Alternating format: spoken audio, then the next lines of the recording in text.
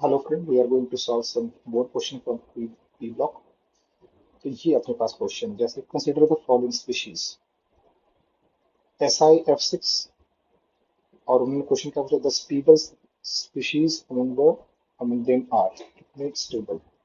तो अपने को याद रखना है कि सिलिकॉन जो है F6 stable stable but SiCl6 two minus यहाँ पे सिलिकॉन पे कितना चार्ज है फोर साइज इसमें प्लस फोर सॉरी कितना चार्ज प्लस फोर है और इसका साइज क्या हो गया बहुत ही स्मॉल स्मॉल साइज हो गया।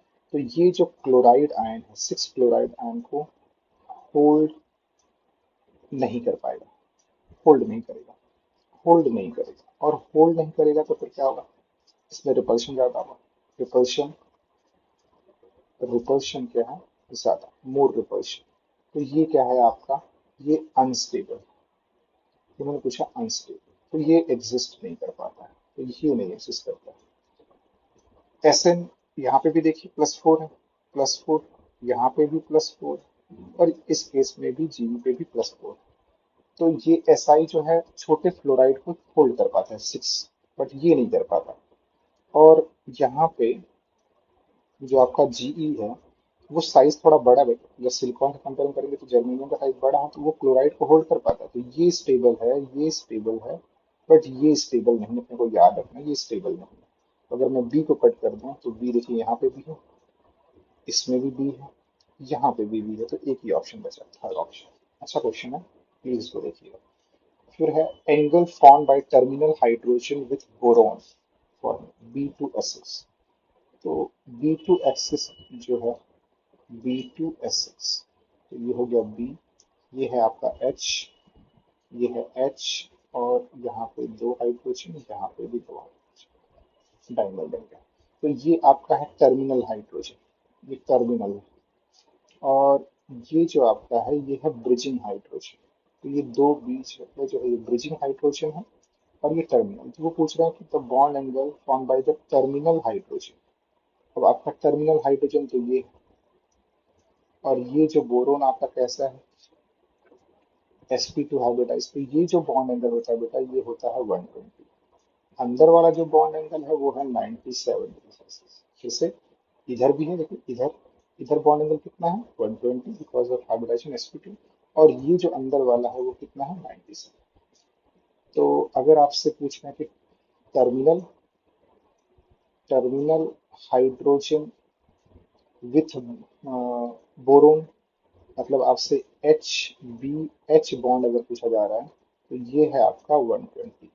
और अगर बी एच बी पूछा जाता अंदर का इसको मैं नहीं बोल रहा हूँ एक मिनट ये है फिर से मैं एक बार स्ट्रक्चर बना देता हूँ। ये जो एच एच बी और यहाँ पे एच बी एच तो वो इस वाले एंगल को पूछ रहा है टर्मिनल ये क्योंकि ये टर्मिनल तो टर्मिनल जो है वो कितना आपको दिख रहा है ये मैं बोल रहा हूँ 120 और अगर ये वाला पूछते अंदर वाला तो ये होता आपका ये ब्रिजिंग हाइड्रोजन है तो ये होता 97। ठीक है तो टर्मिनल का उन्होंने पूछा है तो दिस इज 120। ओके अभी नेक्स्ट देखिए क्वेश्चन क्वेश्चन नंबर 56। ये बहुत ही अच्छा क्वेश्चन है बार बार पूछा जाता है बार बार पूछा जाता है क्वेश्चन कि Lewis acidic strength is maximum so you have BF3 you have BCl3 BBr3 and BI3 बहुत इंपॉर्टेंट क्वेश्चन है।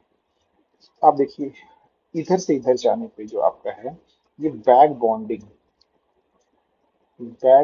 क्या हो रहा है डिक्रीज और बैक बॉन्डिंग डिक्रीज होगा तो फिर लुईस एसिड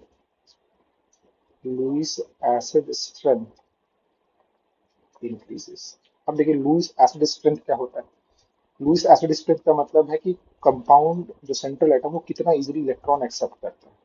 अब ये बोला जा रहा है कि बोरोन फ्लोराइड से इधर जाने पे आपका बैक बॉन्डिंग जो है ये आपका जो बैक बॉन्डिंग है वो क्या हो रहा है डिक्रीज हो रहा है। बैक बॉन्डिंग होता क्या जैसे ये बी है ये एफ और ये एफ और यहाँ पे भी एफ।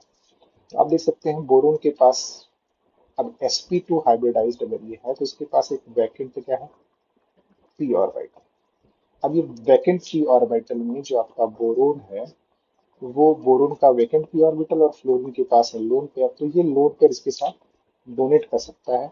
और ये जो बी एफ बॉन्ड है उसमें कैसा कैरेक्टर आ गया, पर पार्शियल डबल बॉन्ड कैरेक्टर। तो ये जितने भी फ्लोरीन है सबके साथ ये पॉसिबल है, सभी फ्लोरीन के साथ पॉसिबल। और जब ये सभी फ्लोरीन के साथ अगर ये पॉसिबल है, तो ये जो आपका बोरोन है उसका जो इलेक्ट्रॉन को एक्सेप्ट करने का पावर है वो कम हो गया, due to what, back bond. But जैसे जैसे आप फ्लोरीन से आयोडीन की तरफ जाओगे, फ्लोरीन से किधर जाएंगे, आयोडीन की तरफ, वैसे वैसे क्या होगा, बोरोन के साथ जो ये आयोडीन है उसकी जो ओवरलैपिंग होगी, ओवरलैपिंग, ओवरलैपिंग क्या होगी, डिक्रीज, क्योंकि यहाँ पे साइज क्या हो रहा है, बढ़ रहा है, साइज बढ़ेगा। देखिए यहाँ पे ये 2p है और ये भी 2p है, तो इंटरेक्शन अच्छा होगा। बट यहाँ पे आपका ये, अगर मैं ये 2p है तो ये 3p है, ये 4p है और ये 5p। तो अब देखिए, अब ये 5p वाला ऑर्बिटल और ये 2p, तो दोनों में ओवरलैपिंग क्या होगी, अच्छी नहीं होगी। ओवरलैपिंग अच्छी नहीं होगी तो बैक बॉन्डिंग क्या होगी, वीक होगी।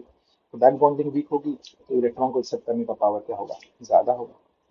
तो ये बहुत इंपॉर्टेंट है। उन्होंने पूछा कि मैक्सिमम पूछा, किसका मैक्सिमम होगा, अभी मैंने आपको बता दिया किसका मैक्सिमम होगा, Bi3 का। एक बार इसको फिर से सोचिएगा, बहुत इंपॉर्टेंट है।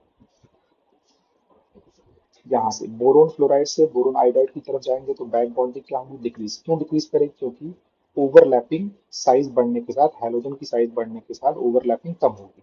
क्यों ओवरलैपिंग कम हो रही है मैं बता रहा हूँ, क्योंकि देखिए 2p बट यहाँ पे 2p और 5p, तो इलेक्ट्रॉन बैक बॉन्डिंग कम हो रही है, तो बोरोन पे इलेक्ट्रॉन की डेंसिटी कम होगी, उसका इलेक्ट्रॉन को एक्सेप्ट करने का पावर ज्यादा होगा। इसमें सब लुईस एसिड है, बट उसने पूछा कि मैक्सिमम किसमें होता, तो किसमें होता, Bi3।